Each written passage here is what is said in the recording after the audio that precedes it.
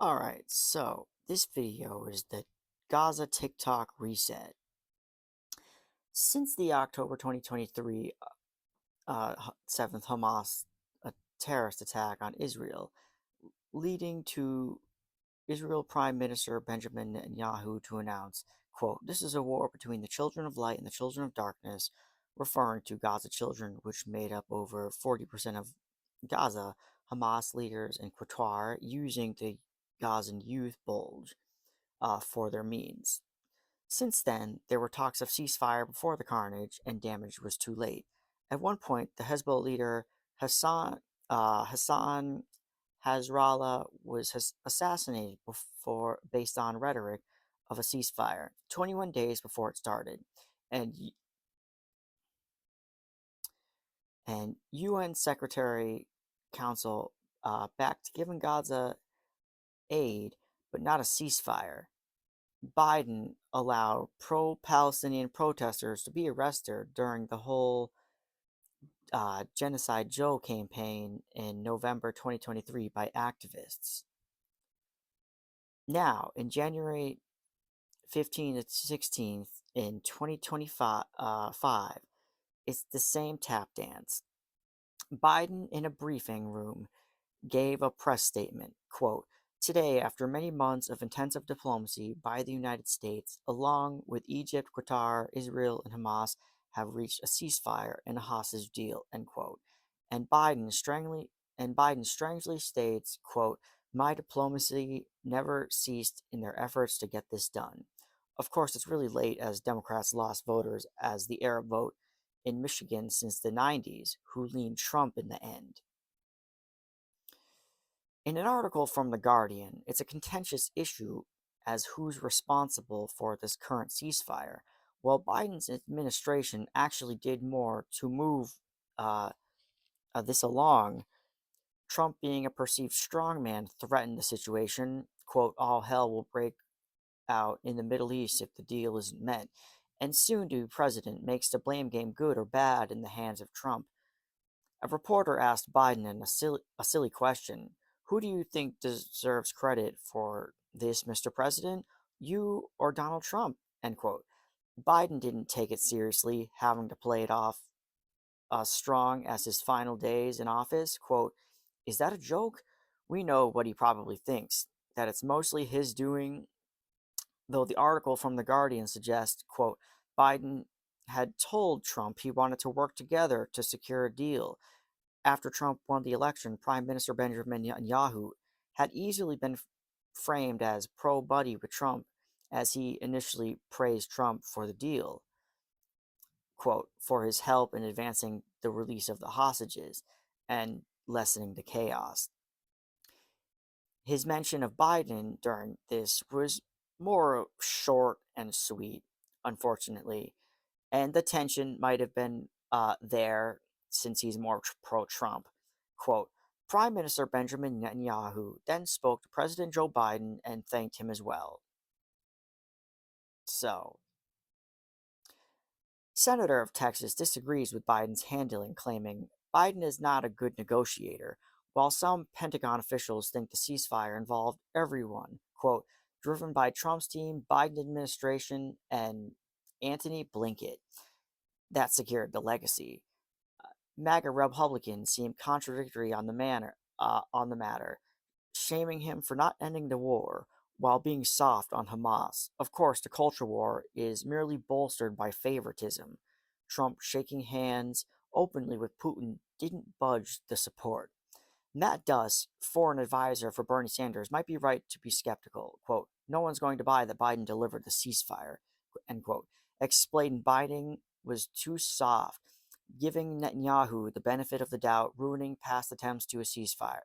Uh, an activist was dragged out of the room where a United States Secretary of State, Antony Blinken, was screamed at, nicknamed Bloody Blinken, by a heckler. It's already late to put this in the back in the bottle.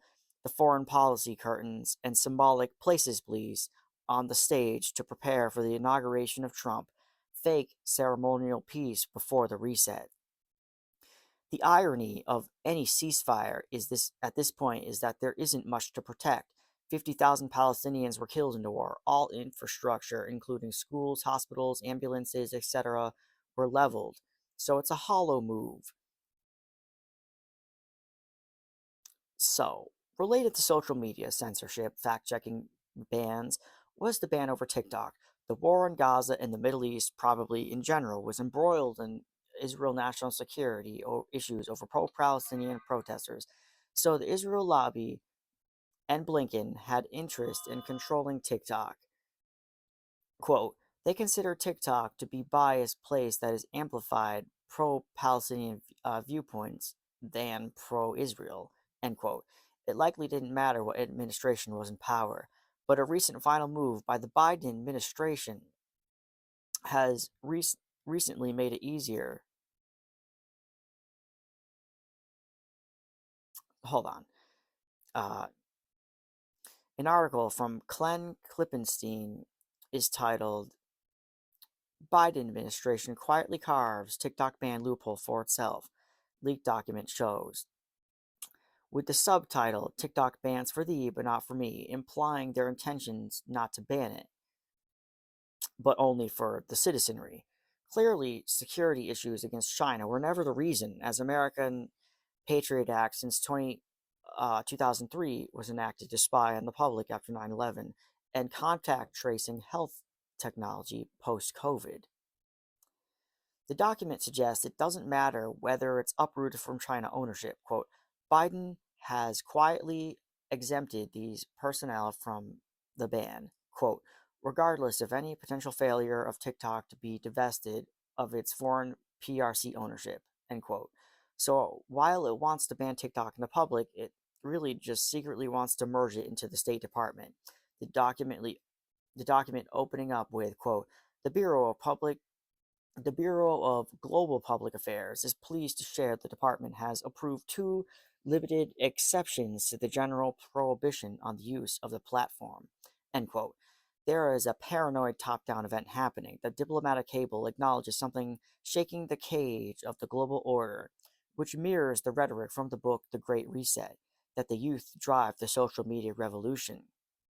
Quote, the platform, now one of the most downloaded digital platforms globally for audiences under 35, a critical demographic shaping the policy environment and shaping the perceptions of the generations of foreign audiences, end quote. While examples of the youth from the Great Reset explains, quote, young people have a deep desire for radical change because we see the broken path ahead. The diplomatic cable lays out how TikTok is going to be used outside of government surveillance. Quote, the first is, quote, monitoring and analysis on TikTok, where they spectate over it but don't post. Two, contracting with content creators in as much as you're selling something. Quote, there's something there is increasing public diplomacy or interest in and need to contract with digital content creators and focus on foreign audiences to produce and disseminate content about State Department work, end quote. But average TikTok use is no longer on the table and purely for business. Obviously, this isn't just restricted to TikTok, just like fact check on Facebook won't just stay on Facebook and bleed into the rest of the internet. The patient zero focus is definitely a distraction when it's a Trojan horse situation. If it wasn't for the leaked document, things wouldn't be so clear. But it's more disturbing Biden's farewell speech admitting an oligarchy is taking shape in America. The gaslighting before the Democratic red carpet hits the feet of Trump, who claims he will bring it back. Of course, we know he doesn't care, as in the past he acted on the ban. With the death of TikTok, it left a massive uh, migration of 70,000 users to an even more Chinese website known as RedNote in January 13th, 14th, 2025. Although it's like TikTok in as much as there's art, fashion, makeup, videos, but Time Magazine website noted the website as, quote, the most apolitical social platform in China. American user migration to the Chinese website is coming off like a national security issue for China. As one person claims, CCP don't want American influence to spread to the citizens, end quote. Some Americans thought it was a scheme to wall them off completely after the TikTok ban, but China already does mass censorship to their own people, blocking access to X and Reddit. The national security like rules and engagement were explained to the American users. Analysis telling the Washington Post, quote, the focus on shopping and entertainment means that it is often even more active in blocking content seen as too serious for the app's audiences, end quote.